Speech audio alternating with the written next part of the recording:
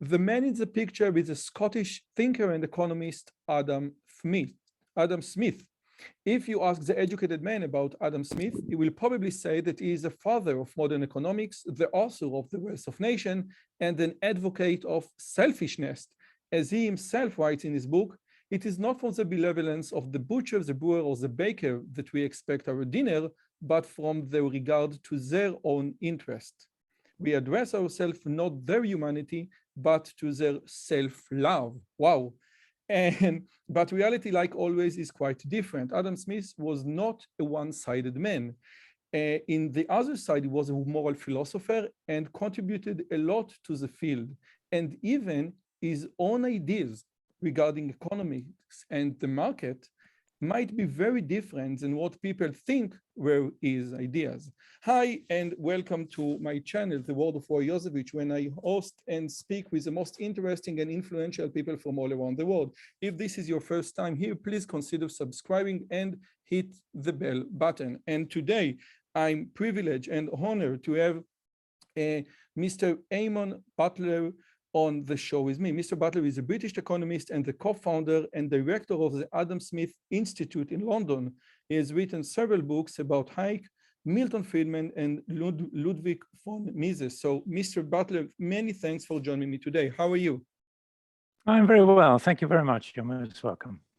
Okay, thank you. So you are the director of the Adam Smith Institute. Why do we even need such an institute? I thought that his ideas penetrated our culture. We all know today that free markets produce much more than centralized government, and we don't measure wealth in gold, but in GDP and so on. So why do we even need an Adam Smith Institute?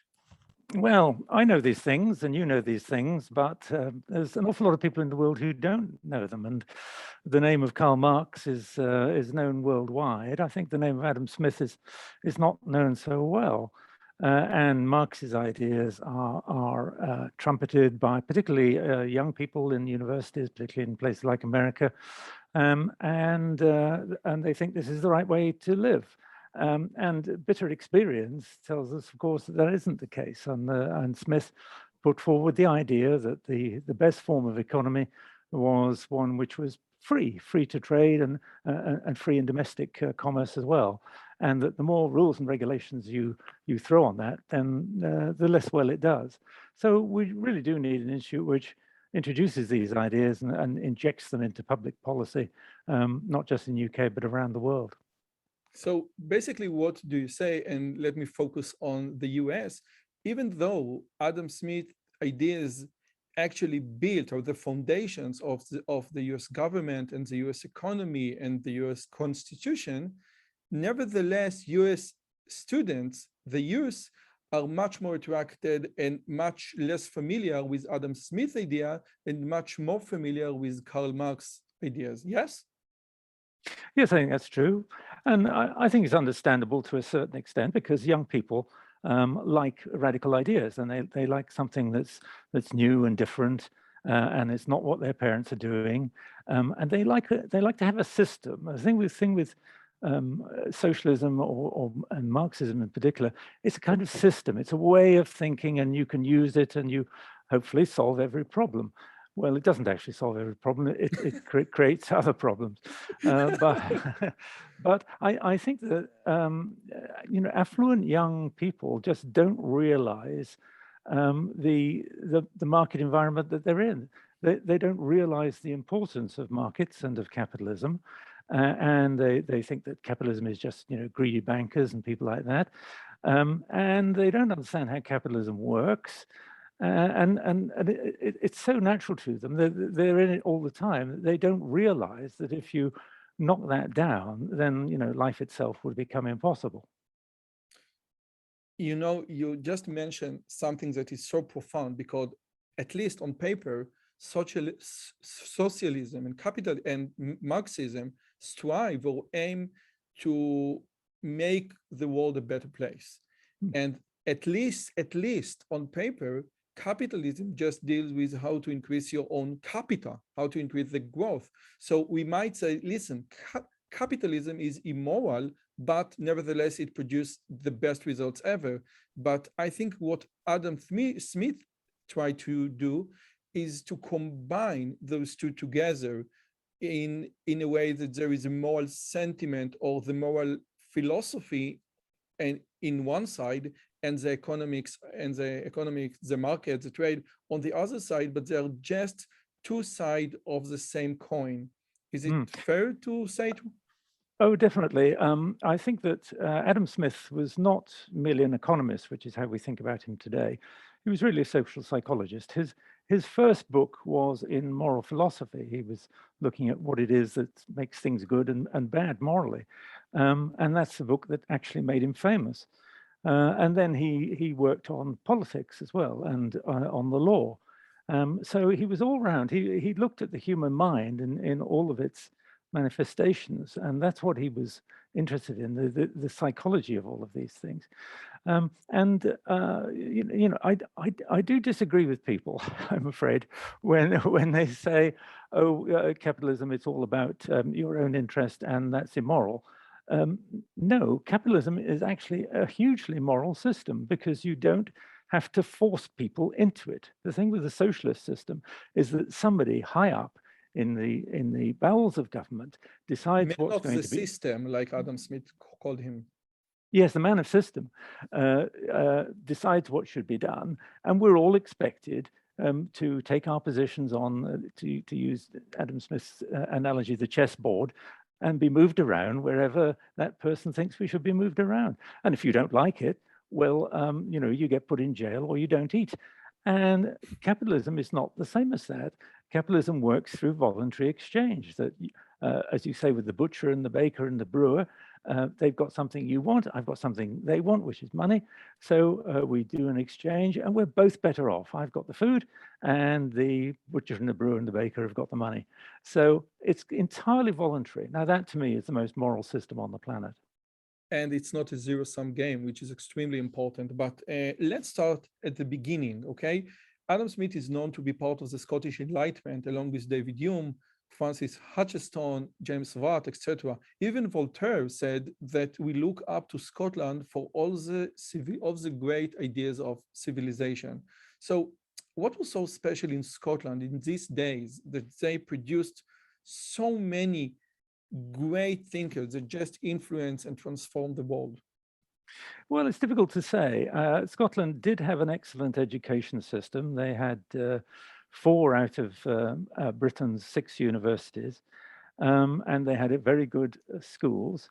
But what happened in the early 18th century is that Scotland united with England. And that, I think, sort of increased the market for Scottish goods, and you had more English people going north.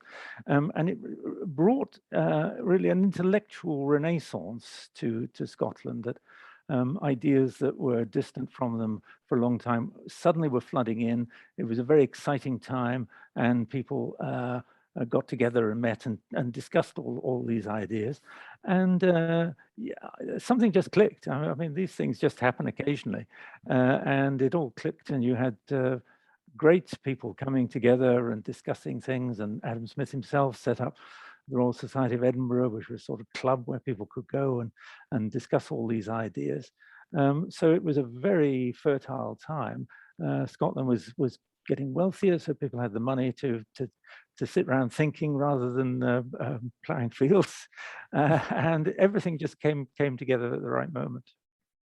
So you said before that Smith was also a moral philosopher, and he started his career as a moral philosopher. In 1759, he published his first work, The Theory of Moral Sentiment, and until his death, he's viewed this book as his most important work. Now, before we dive in this book, we need to know what was the moral thinking of his time. Can you elaborate what a 6th moral sense is? Do we have a 6th sense to morality? What does it mean? Well, people at the time came up with different theories. I mean, some people said, well, morality, it's what God says.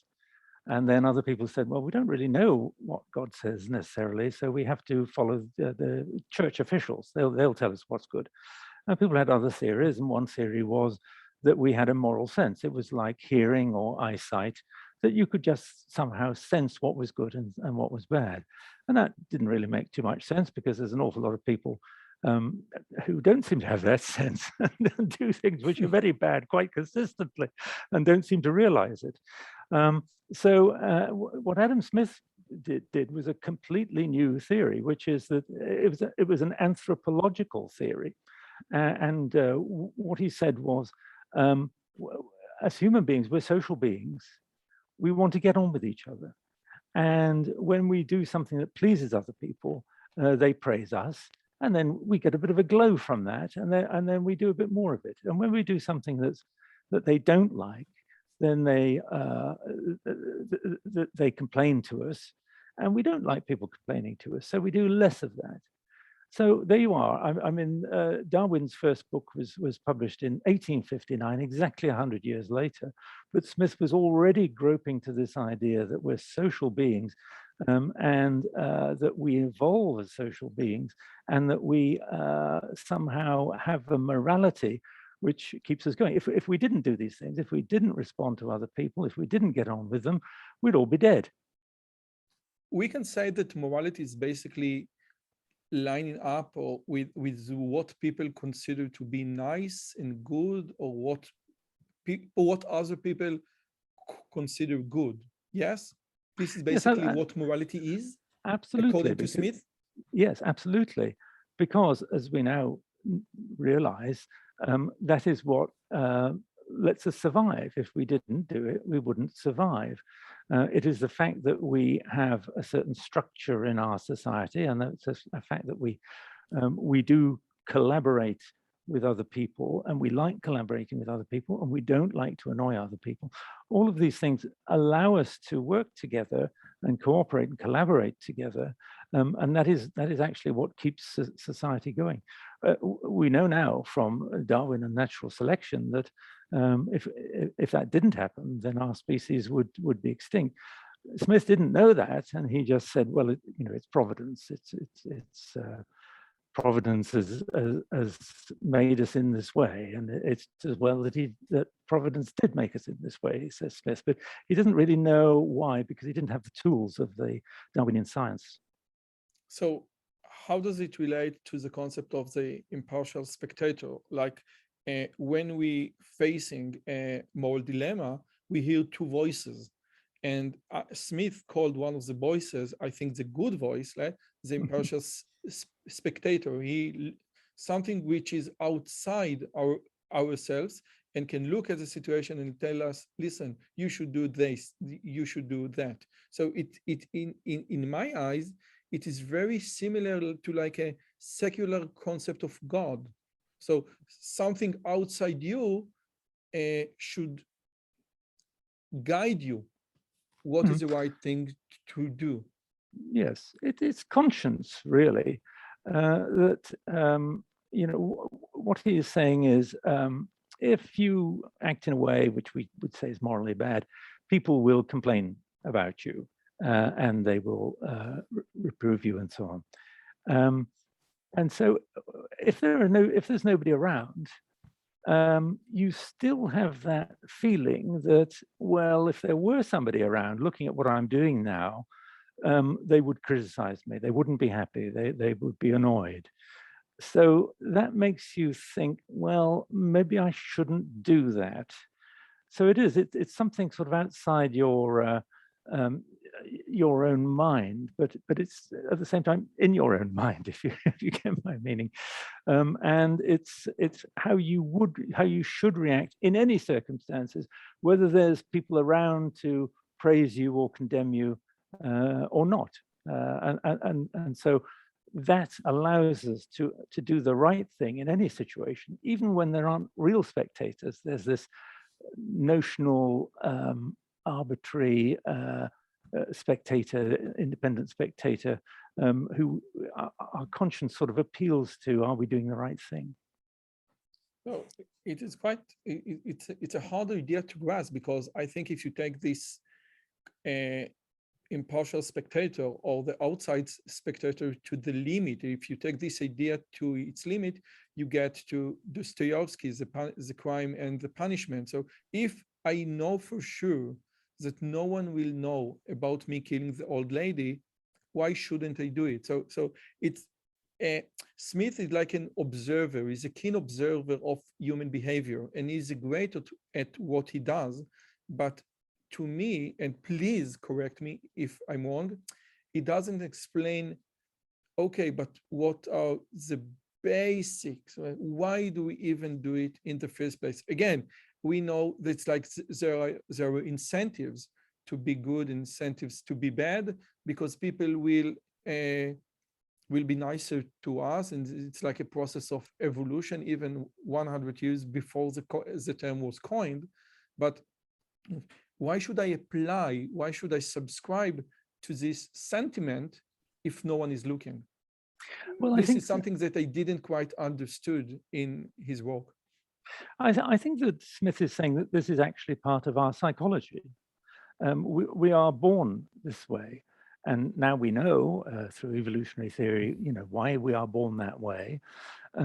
Smith could only say, well, Providence has made us that way. But we're born that way, and therefore we do follow these general principles. And it's perhaps drilled into us by our parents that there are some things you should do and some things that you shouldn't do.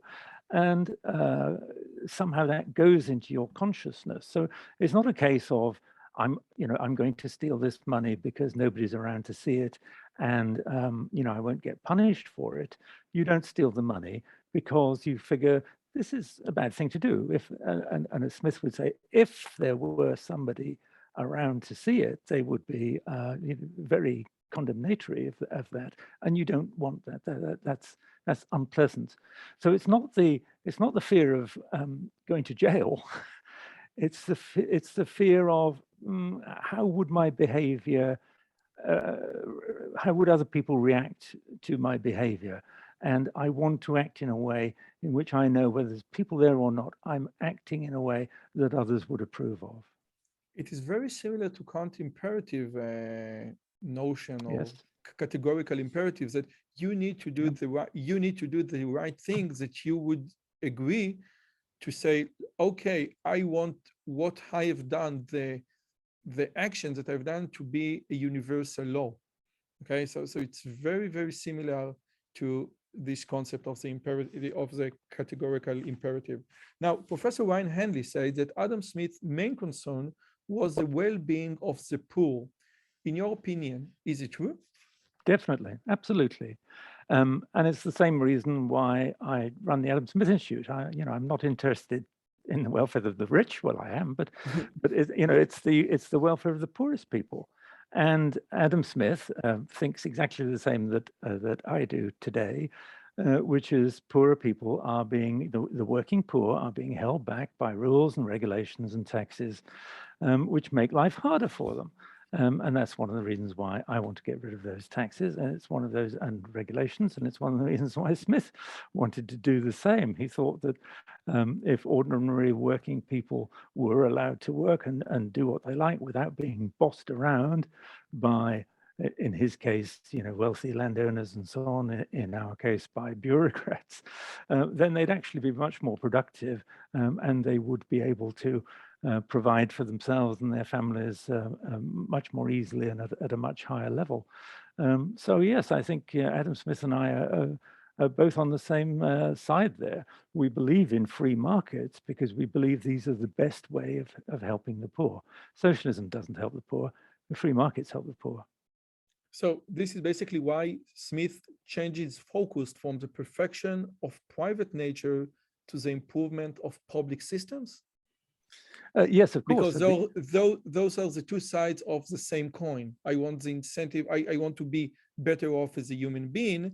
And it's like there was a documentary about Adam Smith, what they said, you need to think of the term fair and justice together, because if something is not fair, it's injustice, and something must be done. And who is responsible to repair this damage? The government, the economy, the market. So if you can please elaborate of what fair justice and the transformation from the moral sentiment to the market, the economy. Well, that's rather big question. Adam Smith was very strong on justice. He thought justice was extremely important. And he's not talking about the modern idea of social justice, where really it just means equality and redistribution. He was talking about people suffering or enjoying the results of their actions. And therefore, morally, that's exactly what you want. You want people who act responsibly because they suffer the consequences. And if it's a really heinous crime, then yes, we want justice to intervene and for them to go to jail or whatever it is. So justice is very important, and he thought that this was very deep in the human psychology, which I think it is, that we have this sense of fairness, we have this sense of what is right, we have this sense that if you do something that's wrong, you should be punished, even if it's only by verbal criticism. And let me just say that even mammals, even little dogs, have a concept of fairness. If two dogs play a game and one dog acts unfairly, the other dog or the other puppy won't participate. So even mammals has a concept of, wait a second, it's not fair what you have just done. So it's something that is deeply rooted within our human nature. Yes, indeed. In animal nature, in general, absolutely. That is the way that societies stick together, and that if we have a system of justice, and if we have a concept of justice, then we start to trust other people because we know that they're going to act in certain ways. We know that they're not going to act in other ways, and we can deal with that. You can plan your life on the basis, I plan my life now on the basis that when I walk down the street, gangs of people aren't going to come up to me and steal my wallet. I trust other people. It's a trusting, capitalist societies are very trusting societies because capitalism only works if people have an element of trust of other people. You need that trust in all transactions. So it's extremely important to have that trust, and therefore that is really why you need a system of justice. You need concepts of justice. You need people to complain when things aren't right. Okay, so let's move on to the Wealth of Nations. And I think the most quoted sentence from the Wealth of Nations is not from the benevolence of the baker, the brewer, or the butcher. And it seems like, because what he just said, he said, listen, it's a self-love, self-interest. This is what Adam Smith says. And is it mutual selfishness or mutual respect? Because it seems like everyone just cares for himself and nothing more. Now, did Adam Smith really think that the baker only interested in himself? He didn't want to perfect the bread for, like feeding the poor? Because it is a very hard sentence to grasp, and it is one of the most quoted Adam Smith sentences. Yes.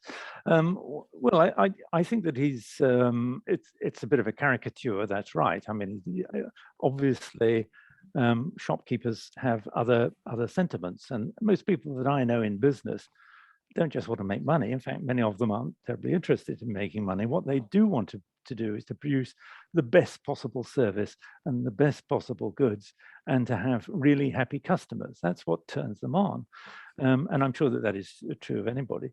But Adam Smith was trying to make the point that when that people in business don't necessarily act in order to benefit other people. They act principally in their own benefit. Now, there's a very important distinction which you must make, which is between self-interest and selfishness. They're not the same thing. Adam Smith talked... great. Could you please elaborate? Because I think it is a critical point in Adam Smith's philosophy, because when you discuss Adam Smith's idea, you always get this. So what is the difference, in your opinion, between self-interest and selfishness? Yeah, well, Adam Smith talked about self-interest, and all of the 18th century scholars talked about self-interest. And their view was that we are all self-interested, and if we weren't, we'd be dead, right? If you didn't have a mind to getting food when you need it and water when you needed it, you simply wouldn't survive. We do look after our own interests. And as far as the 18th century scholars were concerned, that is perfectly okay. That is perfectly sensible. There's a difference between that and greed or selfishness, where you do things which are, yes, for your own interest, but you have not a care for anybody else, and you don't have a care for the results of your action. And what Adam Smith is calling for is, if you like, rational self-interest.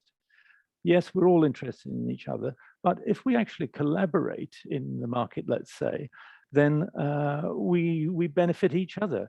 And that is the important thing about this sentence and Smith's idea of the invisible hand, that by pursuing our own interests, the only way to do that is actually to serve the interests of other people. The butcher and the brewer make money because they're serving the interests of their customers.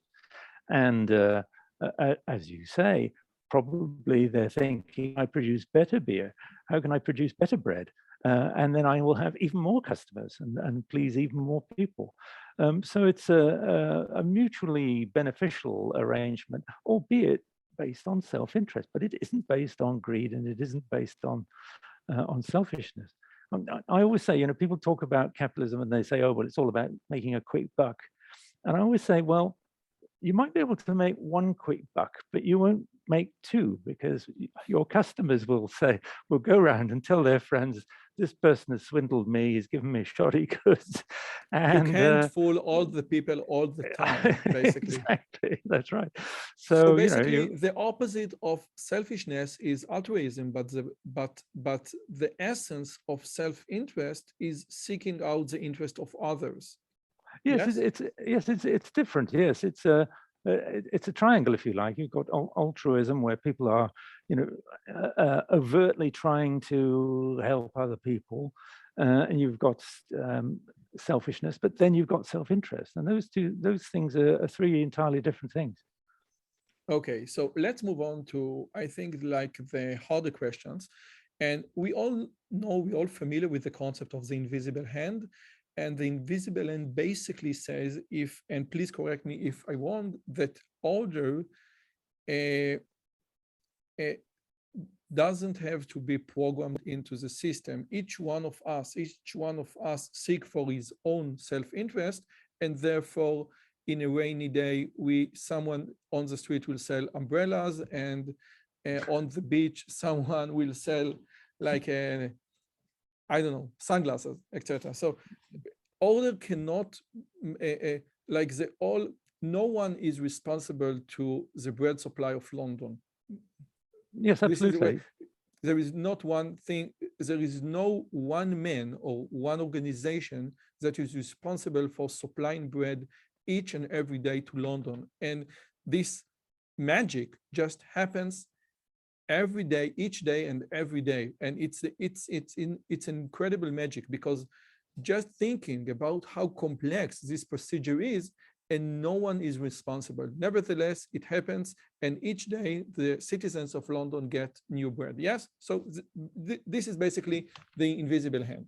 So with your permission, let me confront you with something that Noam Chomsky said about the invisible hand, and I would love to hear your opinion, okay? And I quote from Chomsky: the term invisible hand actually does appear in his classical Wealth of Nations once. It appeared in an argument against what's now called neoliberalism, that if there was a free movement of capital and free import of goods, Adam Smith was concerned about England. He said England will suffer because British capitalists will invest abroad and they will import from abroad, and that will harm the English economy. And many had similar concern. And Adam Smith then gave an argument, okay, which is not a very good argument according to Chomsky, but an argument that was the English investor will prefer to invest in England because of what something called a home bias. They will have a preference for investing clothes, and therefore, as by an invisible hand, England will be saved from the menace of free capital movement and free import. And then Chomsky said, that invisible hand, what has nothing to do with the enthusiasm about free capital flow. So did we misinterpret the concept invisible hand in Smith's writing? Well, Noam Chomsky is a puff of wind, he really is. And I think that Adam Smith, he's right, mentions the invisible hand once in The Wealth of Nations, once in Theory of Moral Sentiments, and he mentions it in a different context in another work as well. So very few mentions. But if you read The Wealth of Nations, it's all about the invisible hand. It is all about the idea that people pursue their self-interest, not their selfishness, their self-interest, and that by doing that, that generates a spontaneous order of society where we all collaborate and cooperate.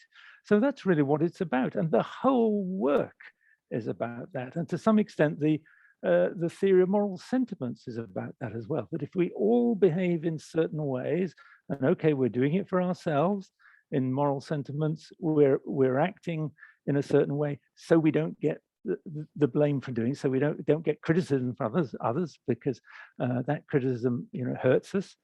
And in the Wealth of Nations, we produce goods and services because then other people are grateful for them, and they give us money for them, and they also praise us for producing them.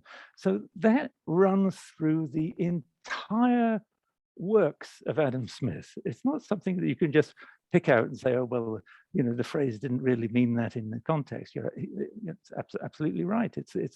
It doesn't mean that, but the idea is steeped through Adam Smith, and it's this idea of a spontaneous order. You don't need somebody up there like Noam Chomsky giving orders because he's a brainy intellectual. We don't need somebody to give us orders. We just act in ways which are beneficial to ourselves and our families, and remarkably, other people do the same, and remarkably, it produces a social order. It's like a society of bees, or and Hayek says it's like language, that nobody purposely created language. It just grew up because we all collaborate and we say things, and then the language evolves and develops. And the same with the law and the rules of justice. These things just come naturally, and that's what the invisible hand is actually all about. So, okay, many thanks. You just helped clarifying this point, and I think that this is an important clarification. Now, let's move on to another debatable concept, division of labor. And Adam Smith himself said that you can measure a nation prosperity on the amount or the degree of division of labor. And we have this famous pin factory example. So if you can, so we need many people to produce a pin. I don't know how you say it right now. It's not just a pin. It's like a, yeah, it's like a hat pin, really, is what Adam Smith was talking about. Now, big pin, in the 50s, there was an article, I Am Pencil, in the 1950s, and basically this says exactly the same things, that you need the entire humanity to produce one pencil, because pencil is made out of tree that cut through machinery that was invented in there and manufactured there. You need the entire human species to produce a single pencil. And this is the concept of division of labor. I do one thing much better than you, you do another thing much better than me, let's switch. And this is like a very profound concept in Smith's writing.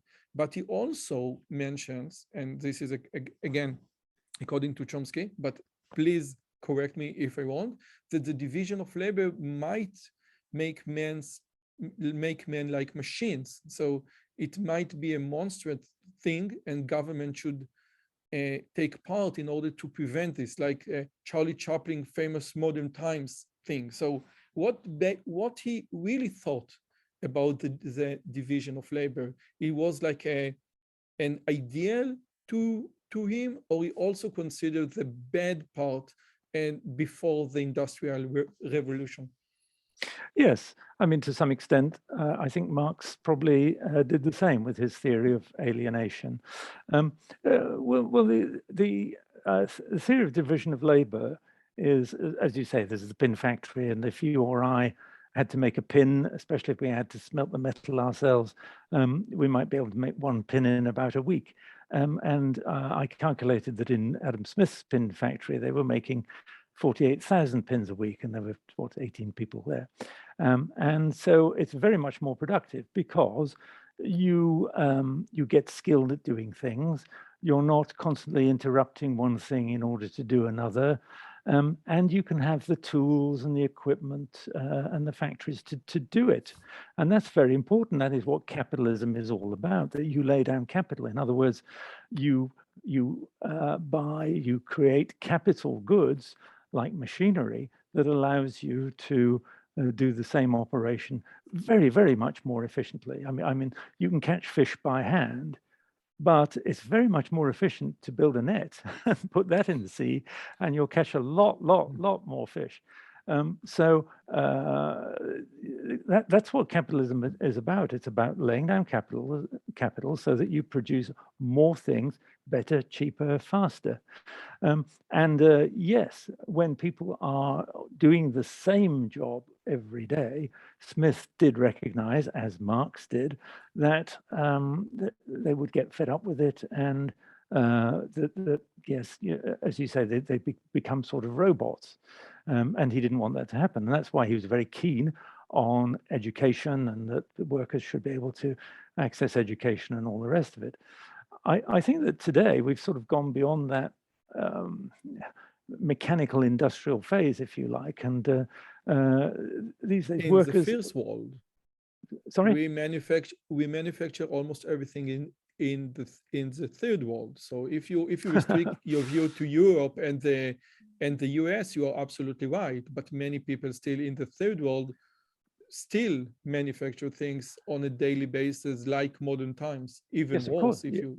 Yes, but look at any developing country, like Vietnam, for example, which was exceedingly poor after the war in the 70s, and now yes, they're manufacturing, but what it means is that people can get a job, which is a regular job. It's not a dangerous job like having to be in the mines or being out in the fields all day under the hot sun. It's a better job, and it gives you time off and gives you income. And you go to Vietnam, and everybody's on their motor scooters and speaking to their mobile telephones. It's a standard of living that was unavailable just 25 years ago. I think. By the way, it is very similar to Milton Friedman's idea that it's not fair to compare the US today with China today, because China today is like the US 100 years ago, and the US had exactly the same process of sweatshops, etc., in order to get to what the US today. So basically, it's a procedure, and many people compare like modern countries with developing countries and say, wow, this is not fair. They are not the same, but they forget that the modern countries gone through this entire phase, this entire process. So you're absolutely right. Yeah, that is right. You are correct. And Milton Friedman himself, his mother worked in a New York sweatshop, if you like, a garment factory. But as he says, she knew that she wouldn't be there very long. She would earn money and she'd be saving up, and then she would get a better job and do something better. And that is exactly how countries in general think, and it's how people think. People will do a monotonous job for a while, and then they'll use their savings to do something better. So yeah, I don't think it's as big a problem as, well, it's certainly not as big a problem as Marx painted it, and I don't really think that it's as big a problem as Smith thought it was. But Smith's solution is the correct one, which is that you need a sufficient social infrastructure. So you've got education, adult education, and all of that kind of stuff in place, so that people can have a fulfilling life, even if their day-to-day job is pretty boring. Okay, great. So I finished with Chomsky. I moved to Thomas Sowell, which is much better. And Thomas Sowell in Basic Economics said it's just a very nice indication that Smith was not a one-sided man. Thomas Sowell wrote in Basic Economics that he used to offer an A+ grade for any student that can find in the wealth of nation a positive treatment to merchants. So Smith, this is a quote from Basic Economics, okay? So basically what Thomas Sowell said, Smith didn't like the merchants. Nevertheless, he knew that this is the best or the only way. So it's like he is a complex man. And like you said at the beginning of our conversation, it is much easier to grasp Marx or socialism and not Smith, because what does he really think? Does he favor economist, or does he favor market? Does he favor businessmen? Does he favor business? Does he favor the government? He is a very complex man. He doesn't like merchants. How so? Well, I think that Smith was dismayed by the institutions of his time. I mean, for example, after he wrote the Theory of Moral Sentiments, his wages were paid by the Duke of Buccleuch, a big landowner. 300 pounds a year. That's right, which was a huge amount of money. But nevertheless, he still, in the Wealth of Nations, he still beats up landowners and saying they like to reap where they never sowed and things like that. So he doesn't pull any punches on that front. And on the merchant classes, well, once again, but you see, you have to remember that in Smith's time, the merchant classes were basically, it was a sort of trade union. And there were what we called guilds, who would lay down rules about what you could and could not trade in, for example. And workers, artisans couldn't move from one town to another. They wouldn't be allowed in by the local tradespeople. And there were all sorts of rules and regulations basically to create work and create jobs. And you had apprenticeship systems which were very hard to get into. So there was not enough supply of silversmiths, for example. So Smith was talking about a world in which you've got all of these regulations that are imposed by the very class which they benefit. And the merchants devise these rules and these apprenticeship schemes and the bans on certain products and processes precisely in order to keep the price up and to keep themselves rich. You know, and it's like professional licensing today, where you know, medical exactly and what other Milton people, Friedman speaks against. Yeah, and you know, taxi drivers and so on. You know, they all try to keep out any competition. So that's what he was really against, and he was also against, you know, people. Another sentence from the nation, the Wealth of Nations, that everybody knows, is that people of the same trade never meet together, even for merriment and diversion, but the talk turns to a conspiracy against the public. But then he goes on to say, well, what makes these conspiracies happen? And the answer is all sorts of regulation that mean that people of trade have to come together and they know each other and so on, which actually makes it easier for them then to lay down all sorts of restrictions and keep out the competition.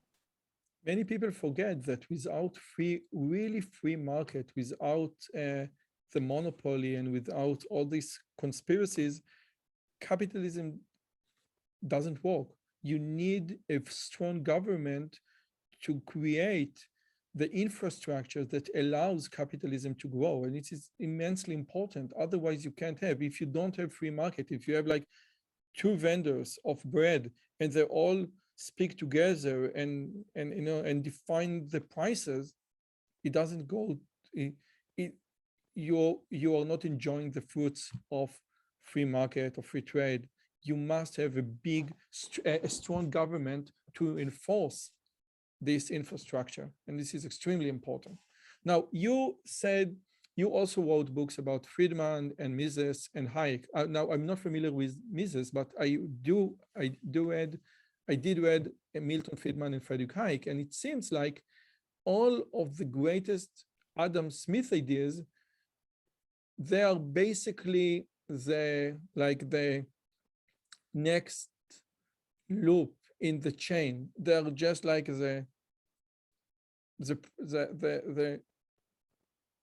they'll just continue his legacy, basically. So he's like the father of what they tried to do afterwards. Would you agree, because you wrote about each one of them? Yes, Milton Friedman takes a lot from Adam Smith, specifically the idea of markets and how markets work, and that it's best to leave markets to their own devices, because that is the way that goods will get allocated most rationally, because when things are in short supply, the price goes up, and then people have an incentive to come in and produce more. And the reverse when things are in abundance.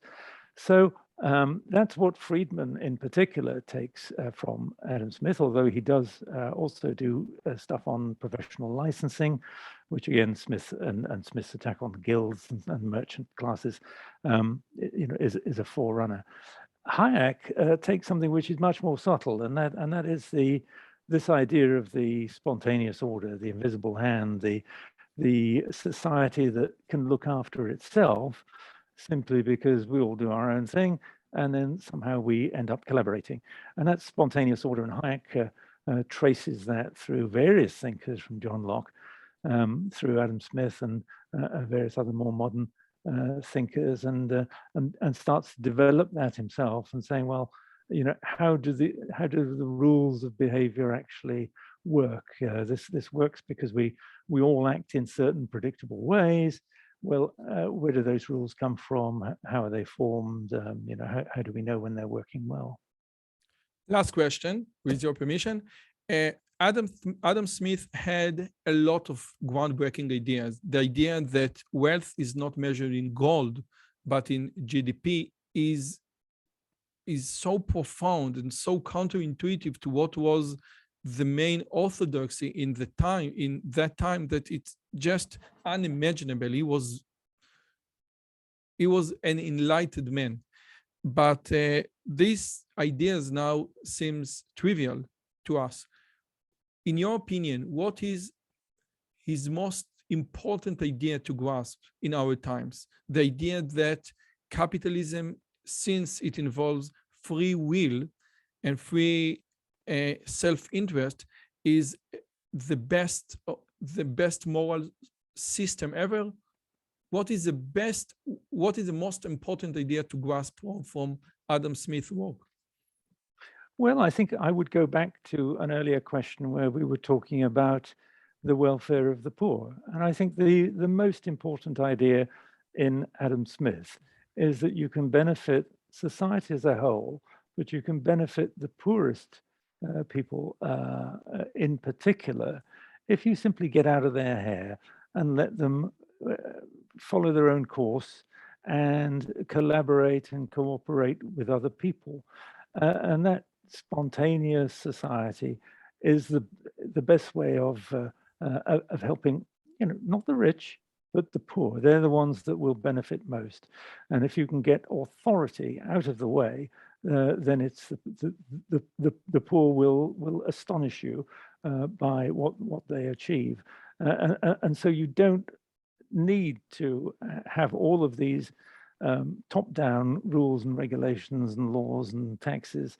You don't need to have all of that government infrastructure. You get out of the way, and what Smith called the simple system of natural liberty will take you an incredible long way. And it will, if you want to help poorer people, that is the best way of doing it. And we see that in the modern world, where after 1990, lots of countries, China, India, and many other South Asian countries, came into the world trading system.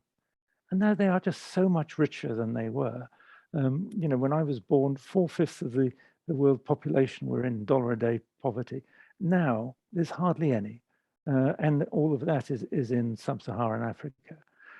It is trade that has made the difference. It is being able to share ideas and goods and services with other people all around the planet. That's the importance of Adam Smith. There is one important prerequisite, and this is education.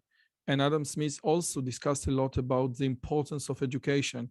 Now, in your opinion, does government also, it's not equality of outcome, but equality of opportunity? If in some place, and in Israel we know that we have Tel Aviv, Jerusalem, but we have all the distant villages, they don't get the same level of education that the children of Tel Aviv get. Does, in Adam Smith's view, and in your view, the government should strive to enhance or act toward equality of opportunity to increase this, or also we need to let the invisible hand also to work this out?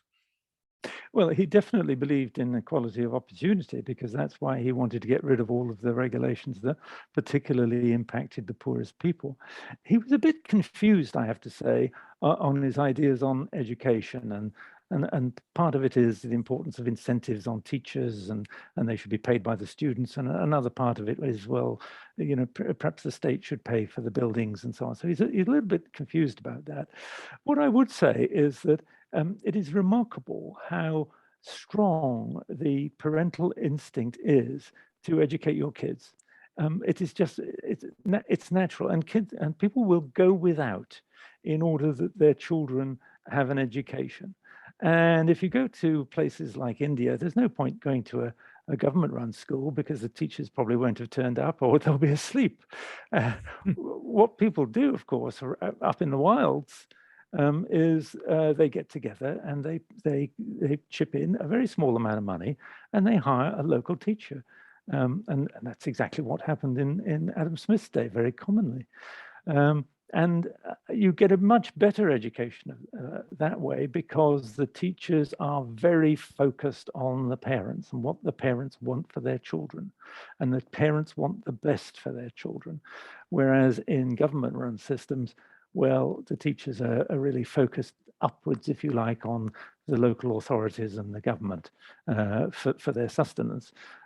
So I'm sanguine on education, because I think that the drive, if you just allow parents to do their own thing, I think you would have a fantastic education system. And I think actually the government probably messes it up. Okay. Mr. Eamon Butler, thank you so much for this fascinating conversation. And if we, during this conversation, like made someone eager to read Adam Smith's works, or just see a documentary about him, please go and see. He's a remarkable man. And like you said in one of the documentaries, in every giant library in the world, you see Darwin, Origin of Species, Newton, and we will also see, next to the Bible, The Wealth of Nation, a book that actually transformed and changed the world. Thank you so much for your time. You're welcome. It's been a pleasure. Okay, bye-bye. Okay, this was Adam Smith. Let me say it again. This was Adam Smith. If you want to know more, please read in the description. We have 2 great documentaries about Adam Smith, Ideas That Change the World and The Moral Sentiment. The idea that Adam Smith is not what many people think he is, I think this is a very important notion to remember. And I think, again, like Mr. Eamon Butler said, the most important part of Smith's work is to help the poor. And capitalism, or The Wealth of Nation, describe a prescription, yes, like give us a recipe of how to make the poor, and self-interest is not selfishness. Thank you so much. Please, if this is your first time in the channel, please consider subscribing. We have a lot of English interviews and conversation with many researchers and scholars from all around the world. I was Rועי Yozevich. Thank you, and we will see you in the next conversation.